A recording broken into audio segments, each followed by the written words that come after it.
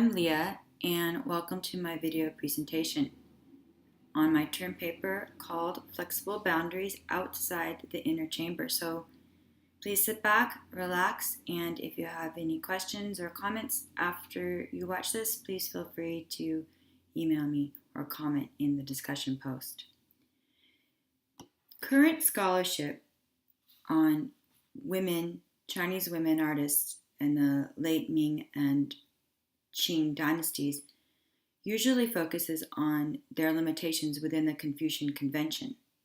For example, the three obediences, which dictate that a woman has three people to serve in her life. First, her father, second, her husband, and lastly, her son.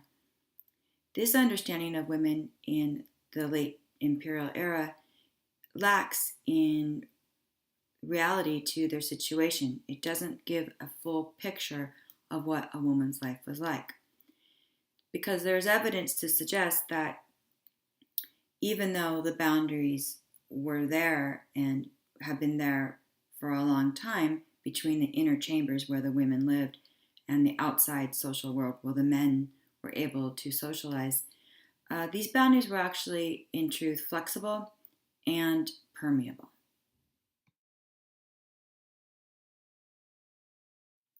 In this presentation, I will specifically explore how women from the late Ming through the Qing dynasties maneuvered beyond those boundaries of the sequestered and gendered inner chamber. And how they did this was through social connections, through their dialogue, and through their artistic production. In this way, the women were able to express themselves creatively and contribute to their culture.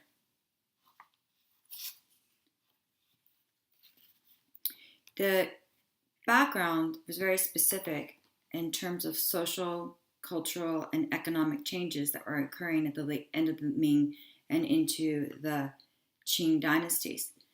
The region in the southern China was becoming more affluent, offering a more luxurious lifestyle for the upper middle class to the upper class. And in this way, they were able to educate not only their sons, but also their daughters. And these women were not just instructed by other males in their families, they were instructed by other females in their families, and also they were inspired by respected and well-known female artists from prior to their time period. And with all these women interacting with each other, they were able to form a strong connection and exchange their ideas and give voice to their emotions and their perceptions of their lives. They weren't just idly tending to business in the inner chambers, they were engaged.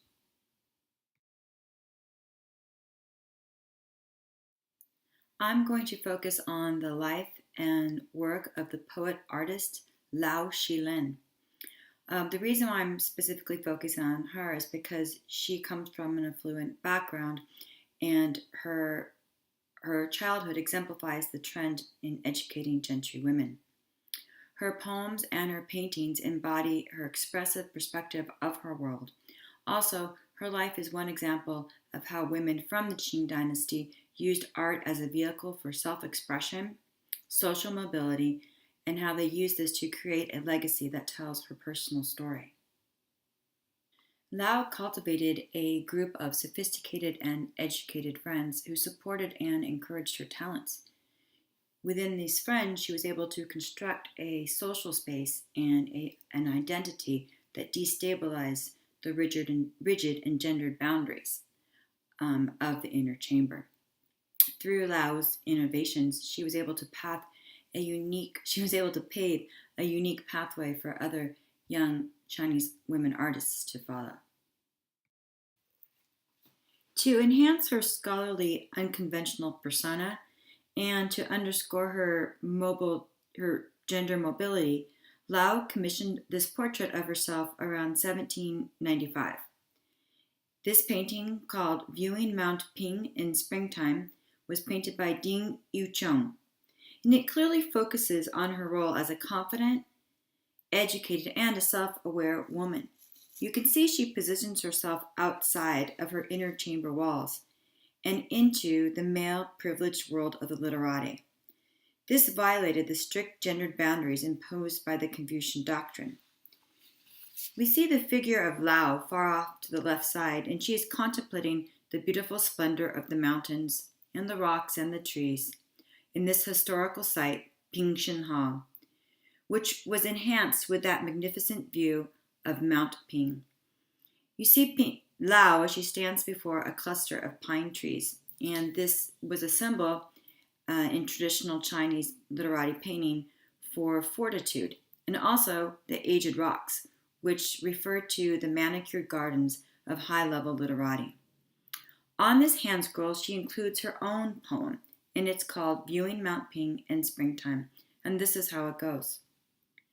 Spring dawn alights upon the mountain's peak.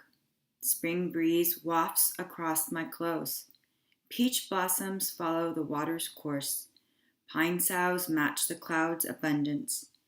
Not yet aware of the distance between home and the mountains, but gradually hearing the temple sounds thinning, I linger and soon realize, beyond the lake, already the sun's light slanting.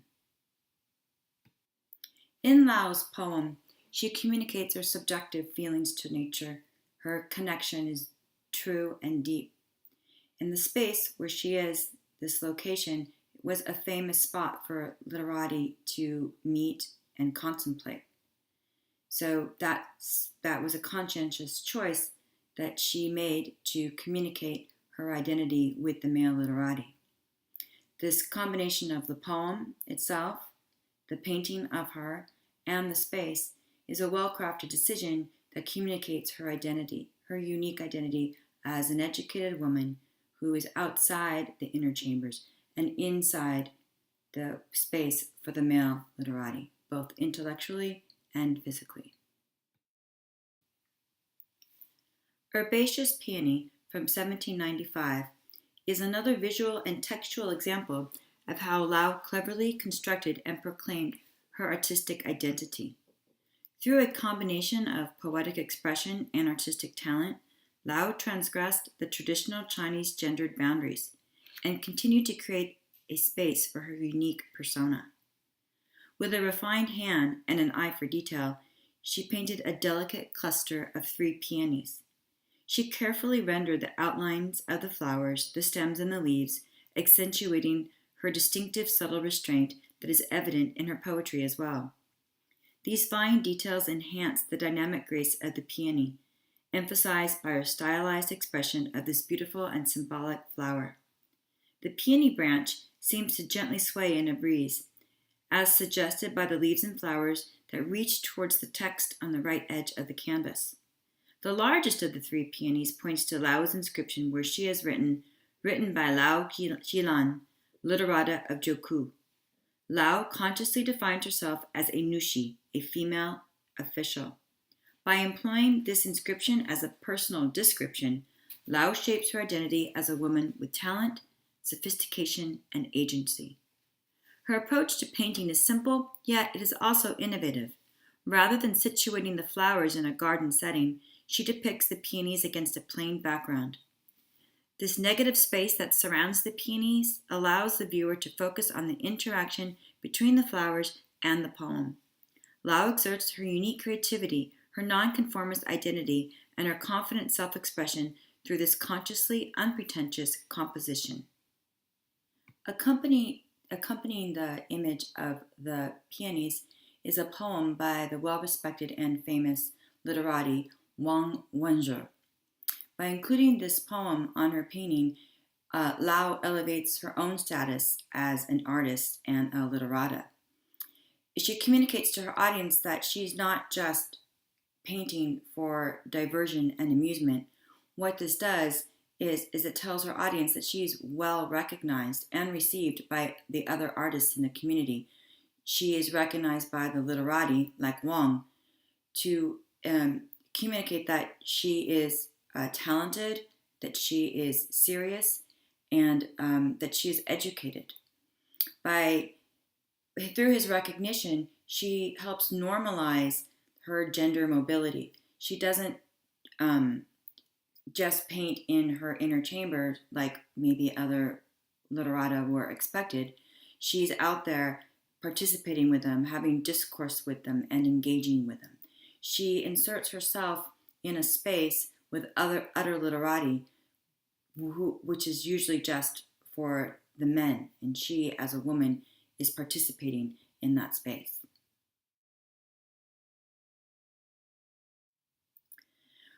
We wonder why women like Lau spent so much time creating, writing, and dialoguing.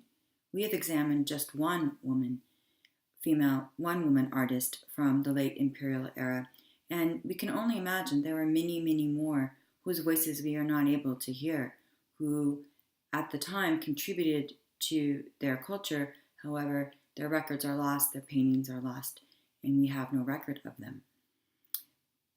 Their drive to share their life story is an important thing for us to remember, because it communicates to us that their lives weren't entirely just spent in the inner chamber. They had things to say, expressions to communicate, and things to share with their culture. When current scholarship denies these artistic women to express their voice and to tell their story, we lack the understanding and perspective of how women engaged and contributed to late imperial culture. It's essential for us to examine these women through their art, through the lens that expresses their feelings, their perceptions, and tells their life narrative. I hope that you've enjoyed my video presentation today, and I really appreciate you taking the time. I hope you all have a great rest of your class and a great summer. Good luck to you all.